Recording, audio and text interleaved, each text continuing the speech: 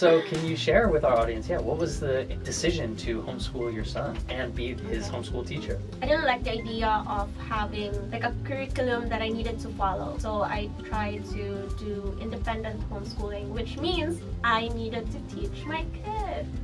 Fun! No. He's always like, hey mom, did you know that the world is started as Hades? Who cares? But he's one of those kids. Annoying, or we would say curious. Very curious, very curious. Hello everyone, welcome to our show today. My name is John Drummond, or Yang Haoen. Hello, 大家好，欢迎各位再度来到 NG 英文，我是 Angela. We have a great episode for you today with my good friend Rafaela, who is known around the Taiwanese and LinkedIn community as Moon Rafaela Hsu. 对的，今天我们来宾呢是一位来自菲律宾和台湾的混血美女 Rafi， 她来跟我们分享她创办的这一间叫做 BRIGHTSAND Designs 的这个数位行销设计公司。My guest today is half Taiwanese and half Filipino. She is the CEO and co-founder of BRIGHTSAND Designs. She is a lover of digital marketing, being a hustler, being a homeschool mother, and so much more. So everyone, please welcome my new friend, Rafaela. Thanks. A high five on the show. Okay. Welcome to NG Ingwen. Thank you for making time out of your crazy life. I would love to chat a bit about your life and the company you founded and just your hustle mentality as a founder in the marketing and design space. Okay. Yeah, so can you give a little intro about yourself to our audience here on NG Ingwen? I'm the CEO and founder or co-founder of BRIGHTSAND Designs, and I'm also a mom of a 10-year-old boy. Not a baby anymore. I was going to say baby. Yeah, I think that's me. Half Taiwanese, half Filipino. Can we start with kind of this hustle mentality that you have? We were talking off air a little bit about the fact that when you were, 12 years old, you started selling website designs for pretty much like a MySpace Facebook called Friendsters. Yes. It was good money back then. You were 12 years old. I was 12, yeah. Well, my mom didn't want to supply me money for my addiction on a game, Counter-Strike. You're a Counter-Strike? Me too. I used to love Counter-Strike. Oh my God, yes. me too at that age. Yeah. Computer Counter-Strike? Yes. Oh my God, me too. What? So my mom didn't want to give me money, so I needed to find ways to get money on my own. So I tried to sell themes, and that took off. Surprisingly. Oh my goodness. Yeah. I love that you needed money for Counter-Strike. I know, right? Because at those days, did you have to like go to like a games? I need to go to a cafe. A cafe? Where everyone else is a guy and I'm the only girl and I'm like yelling over there like a guy. I'm one of the guys back then. Oh my goodness. Yeah, full-on gamer. Come on. You're full-on Counter-Strike. The PC version of Counter-Strike was my favorite to this day. Really? To this day? To this day. Because I've played like new stuff and all the, the Call of Duties and stuff. And I'm just like, yeah, I'm an OG old school. Counter-Strike was where it was at. At Back a cafe. Then, right, at a cafe, yes. Oh, that is so cool. And so, like you said, you were selling themes for people's landing page, their home page of their Friendster. At 12 years old. So good. And so thinking now, as you are the co-founder and CEO of BRIGHTSAND Designs, what does your company actually do? What are you focusing on? We focus on marketing as a service, really. It's just us plugging into businesses and acting as their marketing team. It's kind of fun, right? You get to learn about the business, the ins and outs, and then you just start marketing them. Website, social media, SEO, all the good stuff. Best part is rebranding. Yeah, the rebranding of the company. Yes. And that's so cool that they give you that, trust. Right, right. Yeah, it's not easy because you need to establish to them that you are capable of actually doing that because, it's hard to trust someone online, right? So as long as you have the background, the history, and somehow you get to prove yourself, I guess that's how they start trusting you a little. Yeah, and go from there. You can go from there. Yeah. And I love that. Yeah, so you were doing the SEO side, you're Yeah. potentially rebranding them, Yes. you're bringing them into the digital age. Digital Or age. essentially upgrading if they already are digital. Exactly. Yes. Yeah. But for most of the companies, really, to this day or to this point, they didn't really care much about their online presence, and then pandemic hit. Mhm. So then they started venturing out of just the mom and pops and focused on making it big Yeah. online. Yeah, and you're there to help. So Yes, and we're there to that's help. a nice little silver lining for your company. Yeah. And so thinking about you as a founder and CEO, we were speaking off air, you just have always had that mentality of like, I don't want to work for someone else. Exactly. And what would you say was the full inspiration to beginning your own company and now acting as the boss, the CEO? I think it was really just me trying to get out of the, I guess, corporate world as well. I realized that it was definitely not for me because I didn't like the politics of being in a corporate world. And for you to be able to make it in the corporate world, you have to somehow dive in politics. And I didn't like that. You know, in our business now, I really focus more on having a couple of clients and just growing with them. That's our target.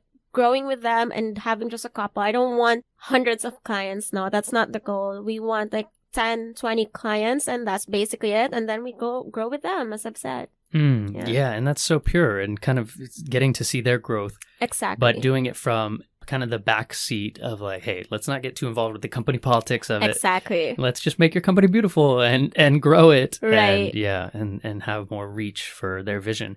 And so how did your partner and you meet? I think you were saying off air, you guys met online, right?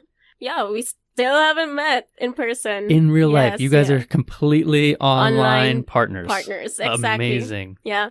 So I interviewed her as a replacement for me. And then we just took off. Love at first sight. You know what I mean?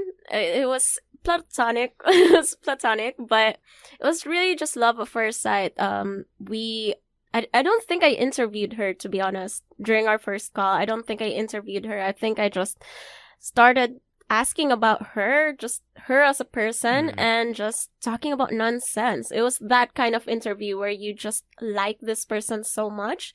She got hired, and then a few months later, she left the company, and I offered her the business of a lifetime. Amazing. Yeah, that's so organic. Yeah, so you had to fill a position for a company you were leaving. Yeah. And you were like, wow, this is my sister from another mister. Yes. And then you were like, after she decided that wasn't the best fit for her, you were like, hey, let's start a business. Yes. Amazing. And you guys have never met in real life. Not yet. Wow. We're looking forward to that. We have so many plans, but pandemic, you know? Yeah, pandemic. Wow, that's so cool. So where is she based? She's based in the Philippines, Bacolod. It's a small town in the Philippines. Okay. Wow, Yeah. that's so cool. I love that.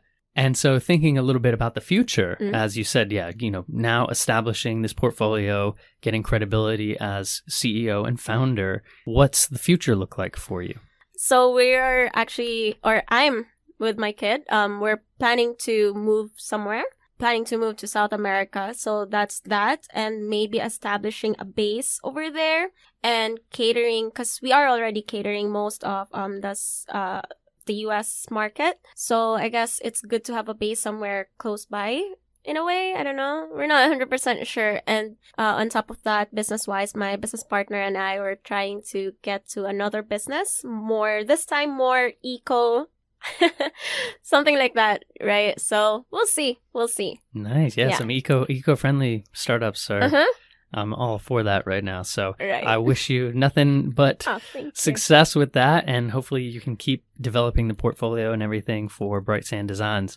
前面访谈一开始这边他们不是有讲到说在来宾才12岁的时候就因为很爱打 Counter Strike， 好，就是我们说的这个电脑游戏 CS， 很爱打 CS，但是因为打这个游戏要钱啊，所以为了要抽资金打电动，对电脑非常有天分的他就开始做网页设计，帮当时很红的那个 Friendster， 就是有点像现在的脸书，但是比脸书还要早出现的一个这个网络社群平台，帮他们平台上的用户的那个首页做背景主题设计，然后去网咖那边找打游戏的玩家来卖来赚外快。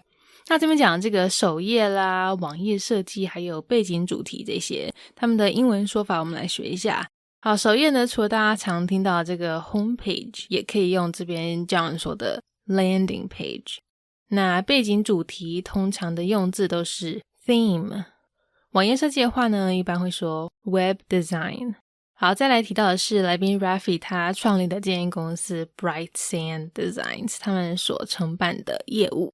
除了帮客户的网站和他们的社群媒体做行销以外，在服务的过程中呢，他们在对商业运作的来龙去脉也可以有更多的认识，真的是可以说是一举两得啊，有照顾到客户的需求，又能够增长见闻，学到更多他们产业里的妹妹嘎嘎。而且在 rebranding 在品牌重建这一块，因为同样也是他们的服务重点，帮了不少本来不想走网络行销的一般小型店家重振旗鼓，开拓了更多新的生意机会。来，这段我们听一个道地到不行的字 Mom and Pops。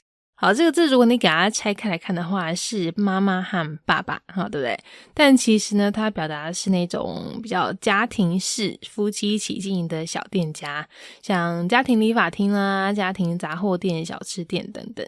另外一个也想要介绍给大家的片语是 the ins and outs。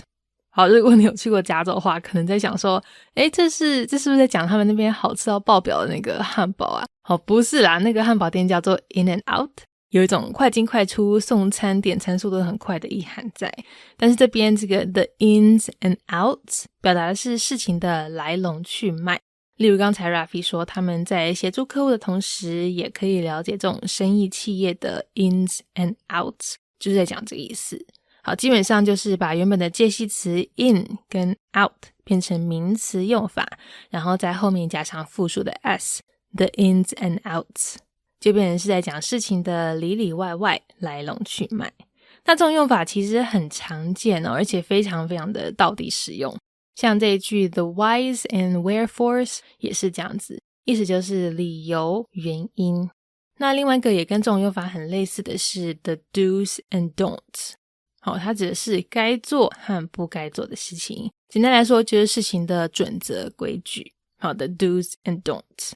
好，那接着 Rafi 讲到的是，他因为觉得普遍公司企业都弥漫着一种办公室政治，一种workplace politics, office politics， 就觉得不太适合他，也比较想要自己当老板而不是当上班族，所以才会成立了这间行销公司，而且还在网络上面试了一位志同道合的朋友，两个一起合作。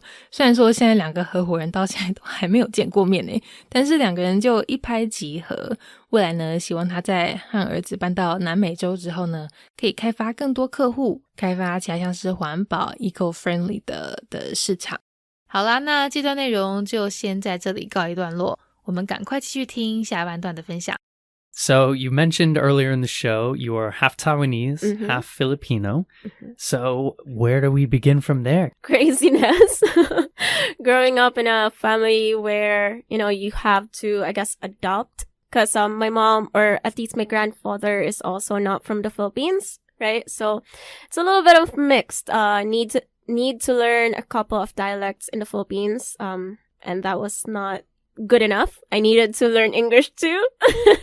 And as you know, English, crazy. So yeah, it's been a wild ride, but I'm here, right? I'm trying to adopt my dad's, I guess, hometown, I would say.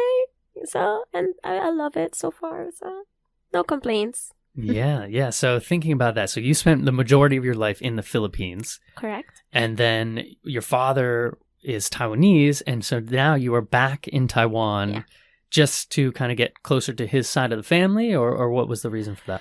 yes, that. And also I wanted to, I guess at first, honestly, I wanted to learn more about Taiwan. I wanted to learn a little bit about the language, but then I needed to transition because that's exactly when I started the business as well. And having clients not based in Taiwan, I needed to learn a lot of other things other than the ones I initially planned to adapt or to learn. I've traveled quite a bit here in Taiwan, so that's great, but I wish I could do more. You know what I mean? Right now, I'm working online, home-based, and I'm homeschooling.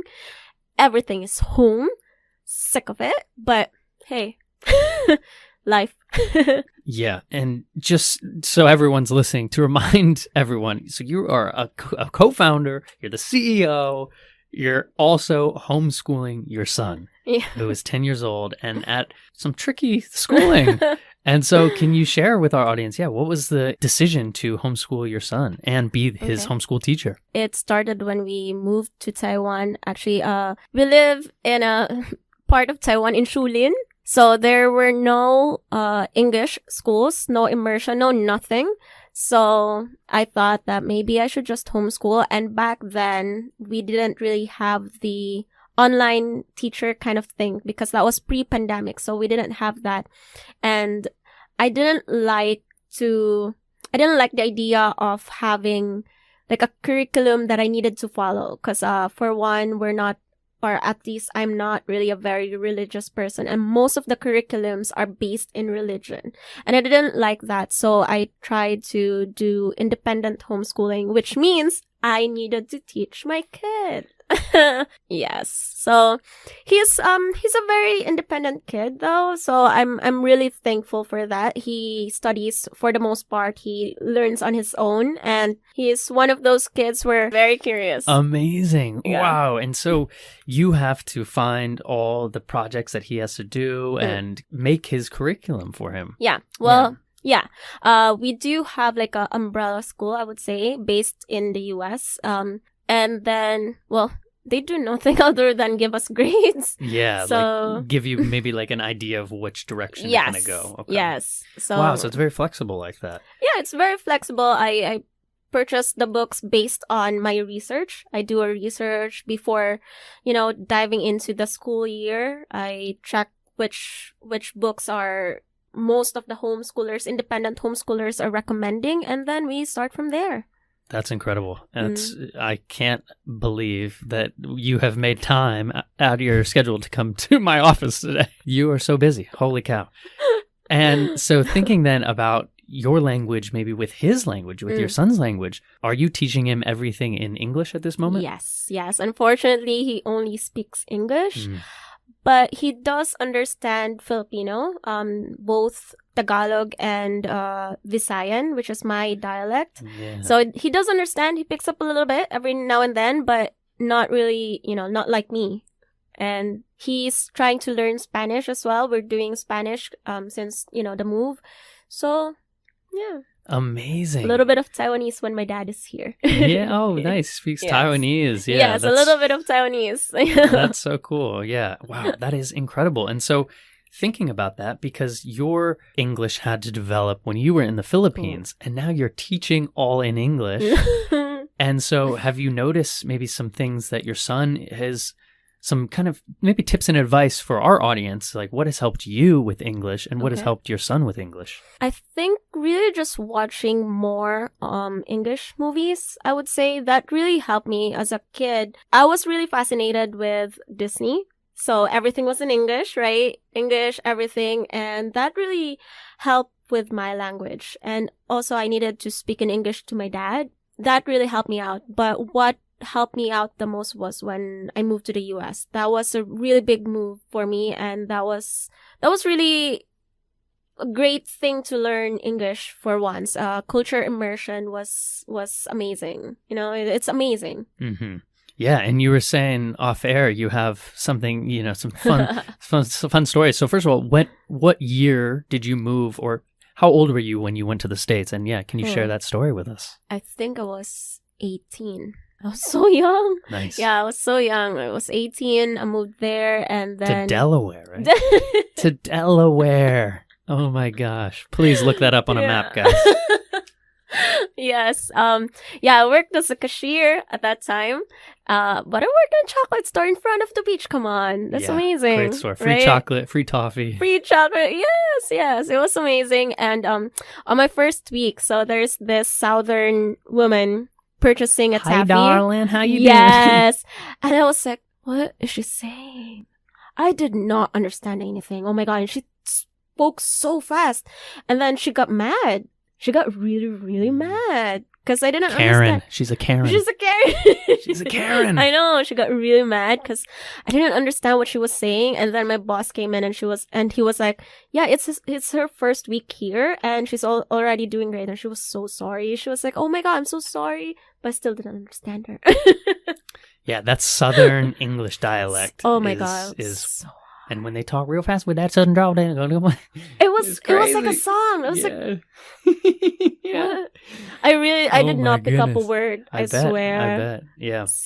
Wow. And there now look at you. We're just joking. You're like a comedian on the side over here too. It's been hilarious to see. You're just like talking trash. I love it. Well, what an incredible story you have. And wow, I'm just blown away. I didn't realize before we started this interview that you were homeschooling your son. That's all live. This is all real reaction. I didn't know. And look at that. Well, I'm so grateful to get a chance to meet you, and thank you for making time for us today here on NG Ingwen. Thank you. And hopefully your son can join us on the show next time. Oh my gosh. I think you'll regret that. I never said it. Awesome. Well, can you share where people maybe can find you on LinkedIn and where they can find your website and everything? Sure. I think my LinkedIn name is Rafaela Hsu, and then website is www.brightsanddesigns.com. Bright sand because most of the sand in the Philippines are pretty bright, so I guess that's where it started. Yeah, it was white sand, so bright sand. Bright Sand Designs. Yes. If you need a facelift for your company or your landing page, check it out. Yeah. Shout out to El Nido too. That's where I love to go when I'm in the Philippines. Oh my God. El Nido is amazing. Yeah. Amazing diving there. Awesome, Rafaela. Well, thank you again for joining us and making time. Oh, thank you. Yeah, and we will talk to you next time. 下半段这边 Rafi 分享到说他是台湾和菲律宾混血，所以从小都在菲律宾生活。那除了要学当地的方言以外呢，也要学英文。但因为爸爸是台湾人，现在就是搬回来台湾这边住，一来可以跟台湾的亲人都有点认识，二来呢也可以学一些中文，了解我们台湾的风土民情。只是因为疫情的关系，大部分时间都是在家里工作，加上他们住的地区没有全英文的学校，所以他就索性呢自己在家里教小孩，当儿子的老师，反正也都是已经在家工作了，也没差。加上他也不喜欢去按照课程计划走，虽然说这样子的教育方式好像蛮随性的哦，但是其实还是一样有一个类似方针的学习指标，还有在跟随美国一种在家自学的教育体系，跟着他们的这个学习教育方式走，而且他也都有在跟其他父母做交流，所以基本上孩子还是算有在教育的轨道上，而不是就只是小孩10岁了怎么还在家里没有去上学。而且他除了跟妈妈是用英文上课以外，也还有在学西班牙文跟台语哦，感觉每天的课表应该是蛮丰富的。这边我们说的这个在家自学，它的英文说法是 homeschool，好，就是家庭学校，世界就是你的教室这样子。可能在西方国家比较常见吧，我想。不过最近几年好像在台湾在亚洲也有慢慢越来越多的现象。好，而且孩子在家自学吸收到的东西好像也不比在学校少。来，我们看这个字 homeschool。好，这个字呢它跟一般动词一样，可以是主动也可以是被动。例如 Rafi 说 She homeschools her kid，还有 her kid is homeschooled。 另外他提到了一个 umbrella school， 是美国的一个专门提供在家自学的教育体系，从小学到高中的课程都有。如果刚好有在考虑这种教育方式的爸爸妈妈，说不定可以上网搜寻一下参考参考哦。再来 Rafi 分享到他小时候很爱看迪士尼电影，里面的英文台词、英文对话对那时候他学英文有非常大的帮助。只是最大的帮助呢，还是后来18岁搬到美国之后，整个大环境的改变呢，又更提升了他的英文能力。讲到他在美国的生活啊，他刚不是有提到说那时候是住在东岸纽泽西州南部的 Delaware。好，那有一天在打工的时候呢，因为听不懂某位客人在讲什么，竟然就把对方惹火嘞。而且没想到呢，这位客人还是一个现在美国网络很流行讲的 Karen，就是很爱以自己是白人为优势，然后到处耍大牌欺负有色人种的中年美国白人妇女，基本上就是自以为的无理取闹这样子。可能在社群平台上都会看到在跟店家大吵大闹，要找人家那个经理出来理论，然后还被路人侧录下来的那一种，有点类似我们讲的大麻啦。那如果是男生版的话呢，就会是 Ken。 好， Karen and Ken。 各位听众朋友，今天这个 Karen and Ken 系列大概是目前节目开播以来我们分享到最道理的字了吧。好了，有点夸张，但是这真的是很实用。只是如果有谁的名字刚好就叫做 Karen， 那大概会想要改名了吧。好，那希望大家都有从这一次的内容学到一些东西。有兴趣的话呢，可以到 Rafi 他们的 BRIGHTSAND Designs 他们的网站去看看行销服务哦。Bye everyone. Bye. Peace. All right, well that is our NG Ingwen show for today. We hope everyone enjoyed listening to that. You can connect with us on Facebook, Instagram, YouTube, and now Spotify. You can search NG Ingwen, or you can search on IG, NG English ICRT. And don't forget to tune in every Wednesday morning from 6:30 to 7, and Wednesday night from 9 to 9:30. We'll catch you on the next episode. Bye-bye. 好啦，今天的节目就到这边告一段落啦，感谢各位的收听，别忘了订阅我们的 Spotify 还有 YouTube 频道哦。那喜欢我们节目的话，也要记得到 Instagram 到 IG 上追踪我们哦。如果各位有什么其他问题是想要问来宾的，也请欢迎在底下留言告诉我们，我们一定会想办法帮你问到手。好啦，那就下周在空中相会咯，拜拜。